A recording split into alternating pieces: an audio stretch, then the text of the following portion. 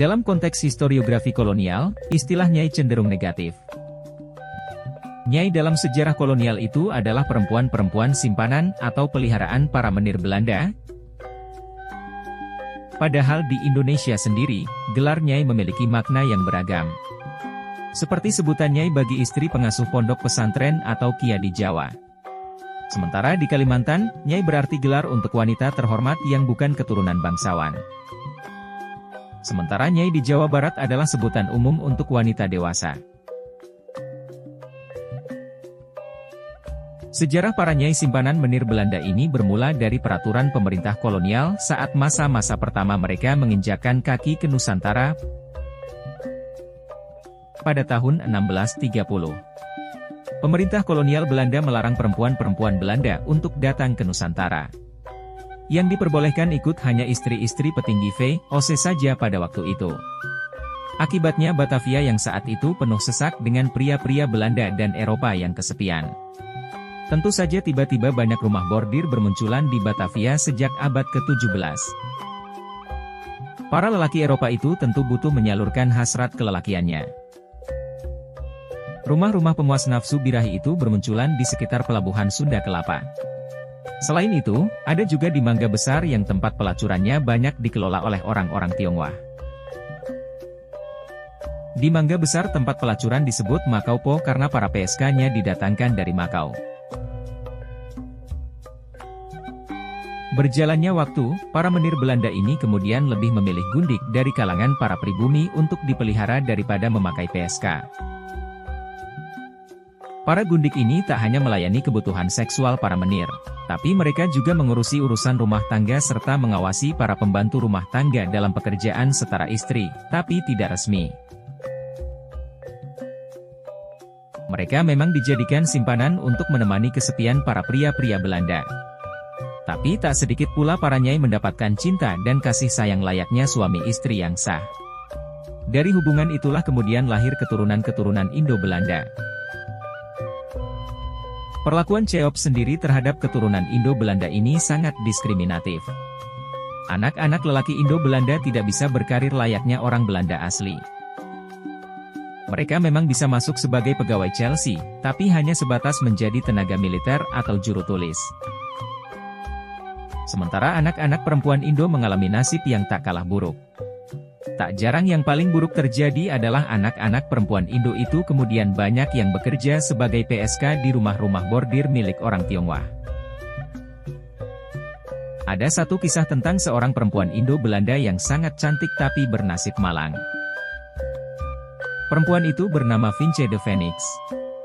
Dia menjadi pelacur di sebuah rumah bordir di Batavia, tapi kemudian dijadikan gundik oleh seorang pembesar Belanda namun akhirnya dia tewas dibunuh oleh tuannya sendiri. Dr. Francis Gouda dalam bukunya berjudul Dutch Culture over SIS Praktek Kolonial di Hindia Belanda terbitan 1695 menjelaskan kisah di balik kehidupan para nyai. Mereka hidup dalam keseharian yang penuh dengan kerja berat dan melayani nafsu seksual layaknya wanita murahan. Pria Eropa yang berjaga pada perkebunan karet dan tembakau akan memilih wanita yang cantik dari kalangan buruh kontrak, baik sudah menikah ataupun belum. Mereka dijadikan pelayan di rumahnya tapi mereka juga melayani para menir ini luar dalam. Superioritas bangsa Belanda menekan hak asasi mereka. Salah satunya terjadi pada Nyai Sarimah yang hidup sekitar tahun 1920-an. Sarimah adalah seorang buruh pemetik teh yang miskin di Garut. Dia hanya bisa pasrah saat tuan administrator menginginkan dirinya. Meski saat itu Sarimah sendiri sudah memiliki suami. Bahkan dalam beberapa kasus, seorang nyai juga bisa dialihkan kepada lelaki Eropa lain oleh majikannya. Seperti yang dialami oleh Nyai Mary dari Purworejo dan Nyai Anci dari Cimahi. Pengalihan itu biasanya terjadi karena tuannya sudah mulai bosan atau dipindah tugaskan ke tempat lain. Akan tetapi, ada juga nyai yang bernasib baik. Mereka dicintai sepenuh hati oleh pasangannya dan dinikahi secara sah. Salah satunya adalah Nyi Iti dari Cimahi. Pada tahun 1919, Iti dipilih oleh seorang pria Belanda bernama William Waraven sebagai gundik. William adalah seorang tentara Knil. Iti akhirnya tinggal bersama William di Banyuwangi. Di situ juga anak pertama mereka lahir.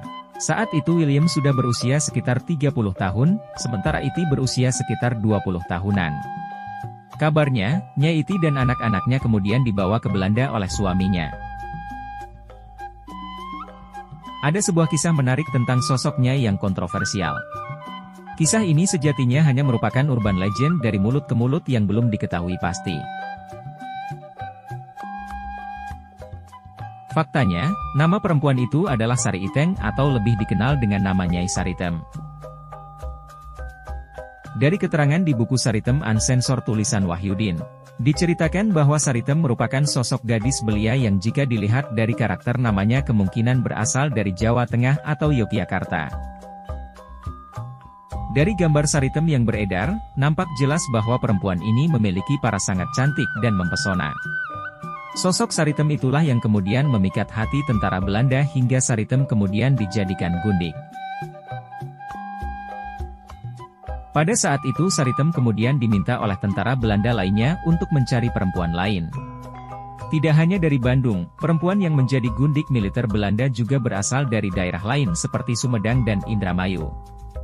Lambat laun, perempuan yang dikumpulkan Saritem bertambah banyak. Fenomena gundik itu pun bergeser ke arah lokalisasi. Sebab, di kawasan tersebut banyak juga warga yang kemudian menjalani bisnis yang sama, yakni menyediakan jasa perempuan untuk berkencan. Lama-kelamaan, daerah tersebut pun terkenal dengan nama Saritem. Namun, versi berbeda disampaikan oleh budayawan Jawa Barat Budi Dalton. Dia menyebut sebenarnya Nyai Saritem memiliki nama asli Nyimas Ayu Permatasari. Menurut Budi, Saritem justru berjuang menyelamatkan para wanita tunasusila dari cengkraman mucikari. Ia menyebut Nyimas Ayu Permatasari merupakan istri dari seorang Belanda dan tinggal di daerah Kebon Tangkil di Bandung. Para pelacur banyak yang curhat dan bercerita kepada Nyi Saritem bahwa mereka sebenarnya tidak ingin bekerja di pelacuran, tapi mereka ditipu oleh para germo. Kemudian Nyai Saritem menanyakan kepada mereka apakah mau berhenti bekerja sebagai pelacur. Tentu saja mereka berkeinginan untuk berhenti dari dunia malam itu, lalu para perempuan itu dijampe-jampe supaya tidak laku sehingga kemudian dipulangkan oleh germonya.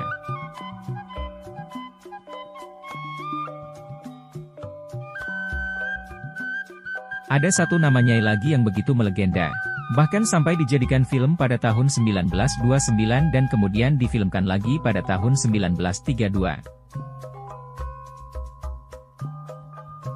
Nama perempuan itu adalah Nyai Dasima. Di tahun 1970, kisah Nyai Dasima difilmkan dengan judul Samyun dan Dasima yang dibintangi oleh Citra Dewi dan Wedi Mukhtar di era yang lebih modern. Tepatnya tahun 1995, sebuah sinetron drama berjudul Nyai Dasima yang diperankan oleh Kat Keke pun sukses menyedot perhatian masyarakat.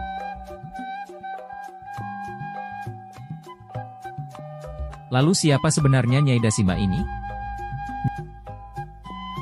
Nyai Dasima adalah tokoh yang hidup di antara fakta dan fiksi. Sebagian orang menganggapnya benar-benar nyata, sedangkan yang lain meragukannya. Dikutip dari buku Kisah-Kisah Edan Seputar Jakarta Tempo Dulu, karya Zainuddin HM. Nyai Dasima lahir di Desa Kuripan, Bogor, Jawa Barat. Ketika besar dia mengadu nasib ke Batavia. Di Batavia, Nyai Dasima bekerja pada seorang pria Inggris kaya raya bernama Edward William. Lelaki ini adalah orang kepercayaan Gubernur Jenderal Thomas Stamford Raffles. Pada masa itu, secara administratif Inggris berkuasa di Hindia Belanda. Pesona kecantikan Nyai Dasima membuat Edward jatuh cinta. Dasima pun dijadikan gundik. Awalnya, mereka bermukim di Curug, Tangerang, lalu pindah ke kawasan Gambir di Batavia. Suatu kali Dasima sedang berjalan-jalan di sekitaran Senen. Seorang kusir Derman bernama Samiun terpesona akan kecantikan Nyai Dasima. Sebuah novel yang dikarang pada tahun 1896, berjudul Cerita Nyai Dasima menggambarkan bahwa Samiun yang sudah beristri langsung terpana.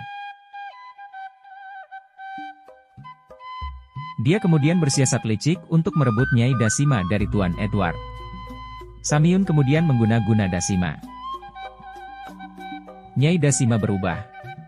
Samiun di matanya adalah pria tertampan di Batavia, tak sebanding dengan Edward yang tak lebih sebagai lelaki tua. Singkat kata, mereka pun menikah di tangan Nyai Dasima. Ada harta 6.000 gulden, jumlah yang sangat banyak dibanding gaji seorang wedana di Batavia yang hanya 50 gulden sebulan pada waktu itu. Tapi setelah uangnya habis dikuras, Samiun yang gemar judi, Dasima kemudian disia-siakan. Kisah akhirnya Dasima dibunuh oleh orang suruhan Hayati, istri pertama Samiun. Kisah Nyai Dasima ini walau lebih condong fiksi, namun sebenarnya memang kerap terjadi di Batavia pada zaman itu. Banyak para lelaki pribumi yang mengincar harta para nyai, bekas gundik meneer Belanda yang sudah ditinggalkan atau dibuang untuk diperistri mereka.